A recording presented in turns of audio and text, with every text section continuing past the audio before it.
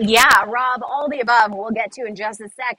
As soon as you cued me, right on that cue here, we're getting those strong wind gusts that are pushing in, and they keep coming in periodically about every couple of minutes. We've been getting strong, sustained winds through the morning, and the gusts just keep picking up to about 25, 30 miles per hour here. And I know this is October. A lot of people think, didn't we just get through fire season? Isn't that the summer months? That's actually completely wrong. One component of the summer that's missing is these strong winds that tend to pick up right around this time of year, October and the fall months. We see a lot of garbage cans falling here, the strong winds also picking up. And what we also notice this time of year is that three of the top five most destructive fires have been in the month of October.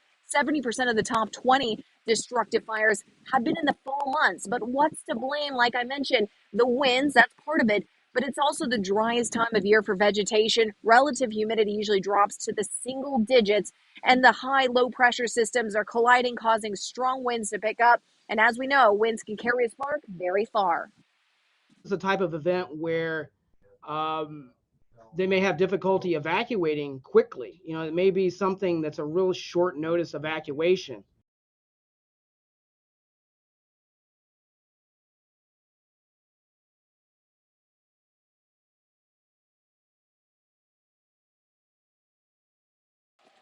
Yeah, and 50% of the most destructive fires have been caused really by these power lines and electrical fires, the strong winds being the culprit for knocking over trees. Now, this may not be the end of it. Some of the strongest winds pushing through this morning, right now in Yuba City, and heading down into the Sacramento area as we move through daylight. We do expect this to be really almost an entire 24-hour event because moving into Tuesday, of course, Rob was mentioning the strong winds still continue. We do have red flag warnings.